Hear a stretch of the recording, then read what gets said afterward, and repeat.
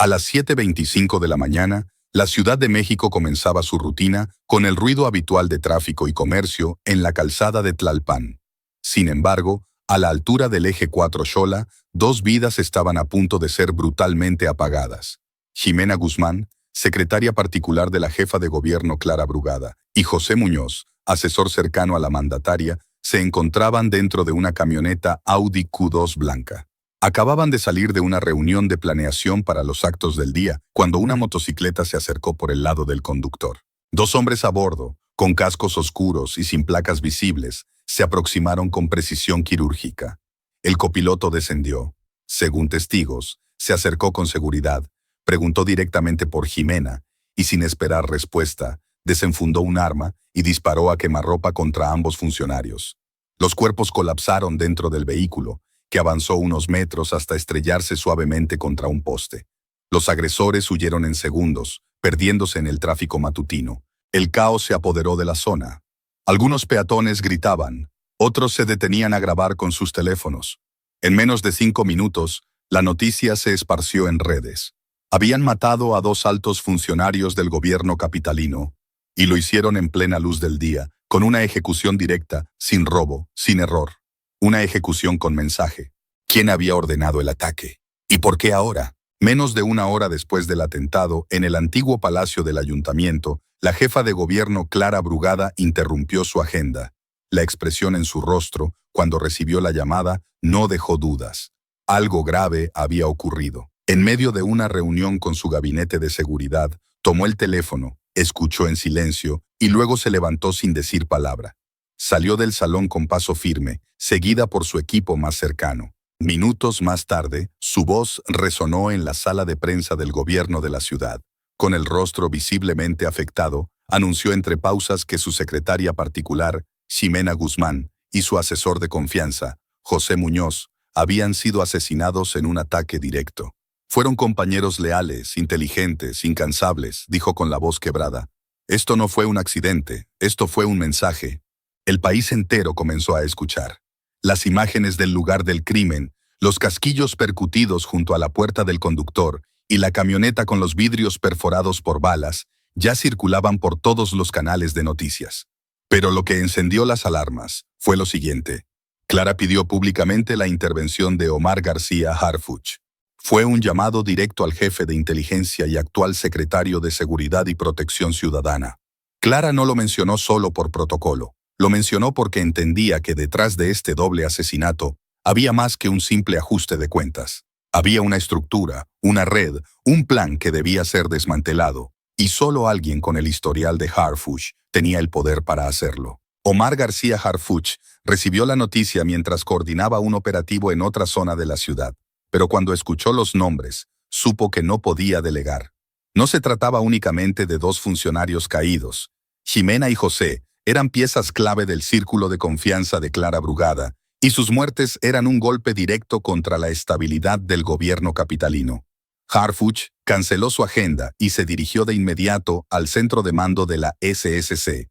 Allí solicitó acceso total a los videos de vigilancia de la calzada de Tlalpan y ordenó una extracción forense del GPS de la camioneta de las víctimas.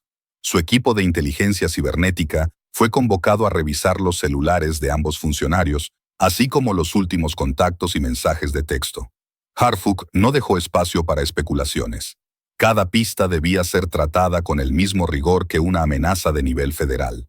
En una conferencia breve y sin rodeos, el secretario de Seguridad apareció junto a Clara Brugada y confirmó que el crimen fue un ataque premeditado. Tenemos razones fundadas para pensar que fue una ejecución planificada con precisión militar, afirmó.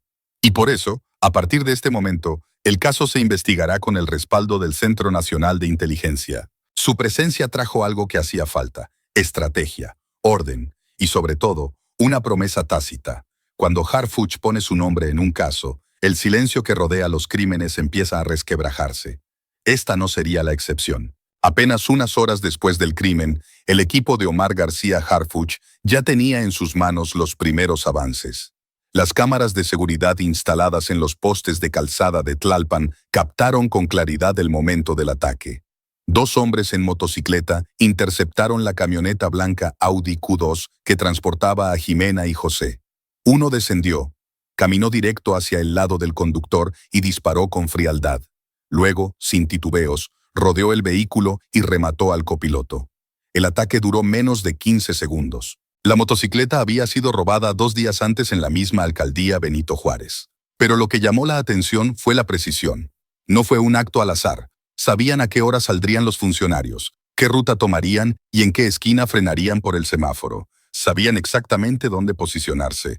Todo había sido calculado. El celular de Jimena reveló algo más perturbador. La noche anterior, recibió una llamada de un número desconocido que duró solo 17 segundos. Luego, un mensaje de texto sin firma. No confíes en nadie esta semana. Alguien ya habló de más. El mensaje fue borrado minutos después, pero los expertos en recuperación digital de la SSC lograron rescatarlo.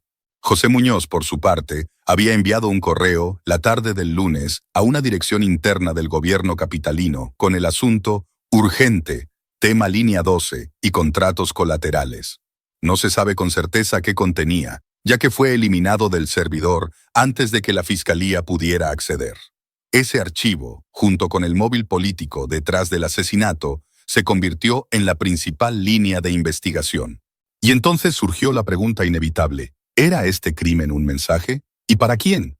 Eran las 7:45 de la noche cuando Omar García Harfuch apareció frente a las cámaras en un mensaje transmitido en cadena nacional.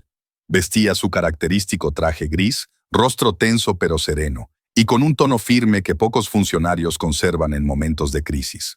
No fue un asalto, no fue una confusión, fue un ataque directo, planeado y ejecutado con precisión quirúrgica. A Jimena Guzmán y a José Muñoz no los mataron por error. Los silenciaron por algo que sabían. La frase cayó como un rayo. No solo confirmaba que había algo más oscuro detrás del crimen, era también la señal de que Harfuch no permitiría encubrimientos. En ese mismo mensaje, confirmó que las cámaras del C5 habían seguido a los sicarios hasta una vecindad en Iztapalapa, donde abandonaron la motocicleta y desaparecieron en una camioneta sin placas. Al día siguiente, esa misma camioneta fue localizada en un taller mecánico de Tláhuac, quemada desde dentro. Pero lo que más llamó la atención fue el cierre de su declaración. En los próximos días, no solo iremos por los autores materiales. Vamos por quienes ordenaron este asesinato, porque el crimen organizado, infiltrado en espacios políticos o no, debe entender que no hay intocables. Y menos cuando tocan a servidores públicos que han entregado su vida al servicio de la transformación de esta ciudad. Los titulares explotaron. ¿Harfuch estaba sugiriendo que había un nexo narcopolítico detrás del crimen?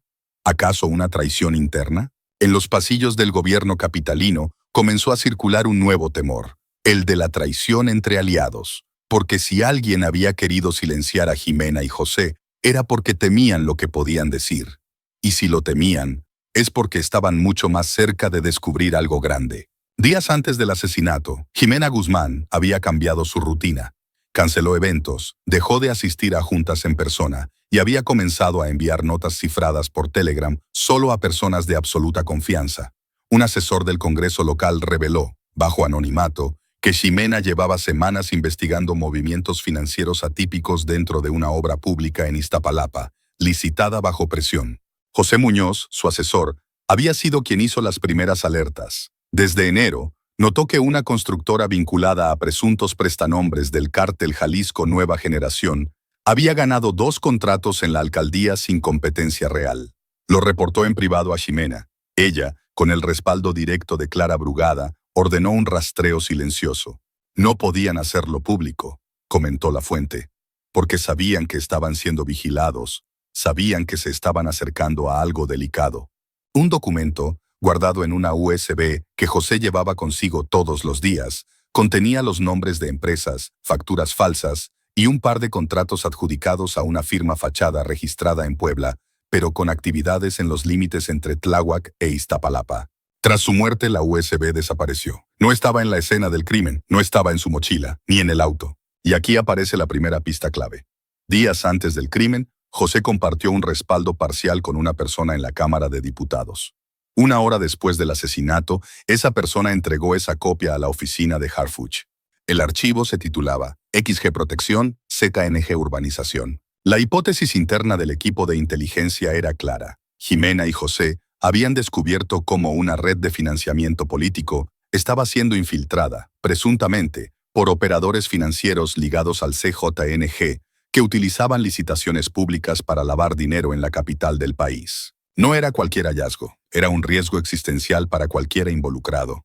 A las 8:32 de la mañana, cuando Clara Brugada aún no salía del shock, el secretario de Seguridad y Protección Ciudadana, Omar García Harfuch, ya estaba en la zona del crimen. No fue casual.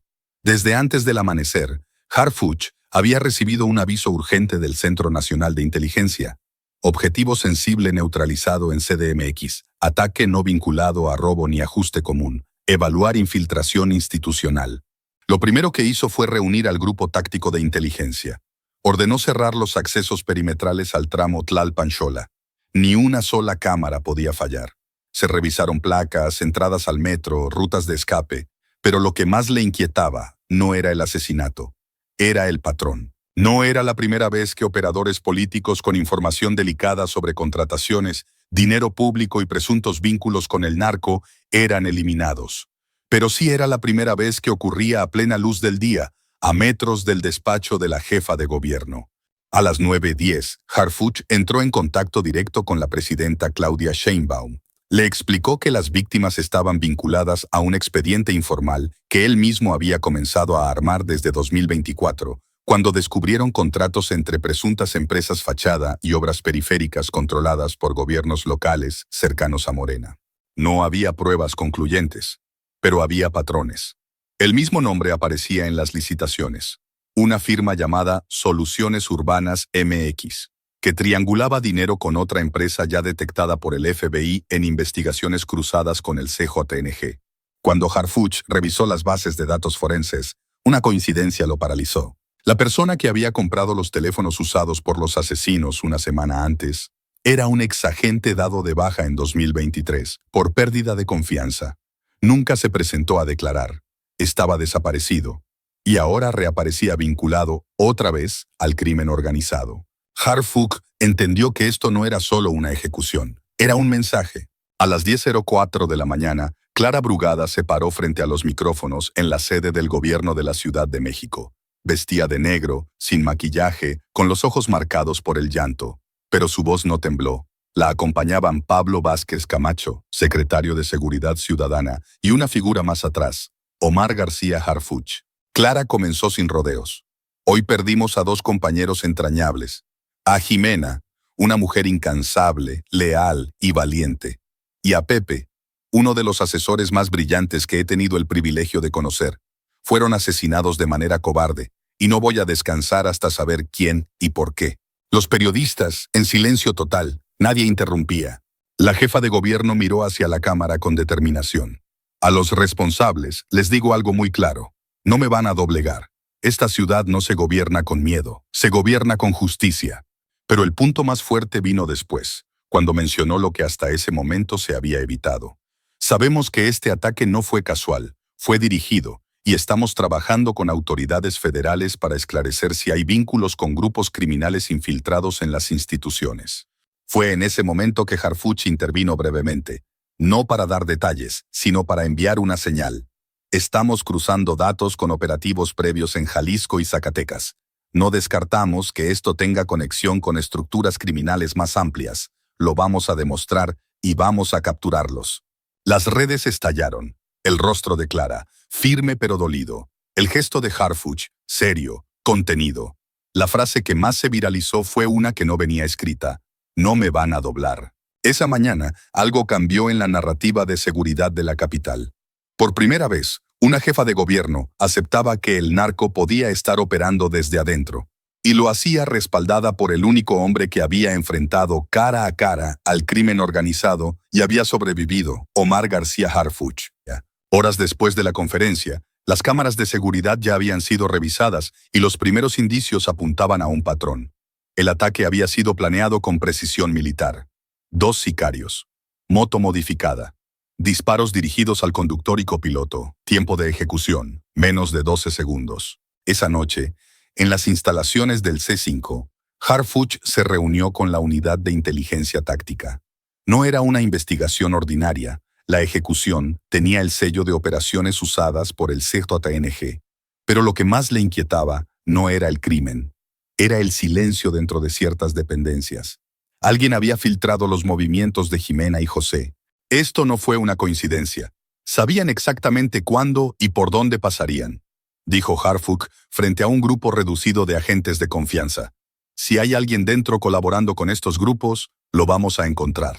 A su orden, la ciudad se dividió en cuadrantes de búsqueda. Se activó un protocolo de rastreo de motocicletas en tiempo real y los operadores del sistema LPR, reconocimiento de placas, comenzaron a cruzar datos en todo el perímetro sur de la capital.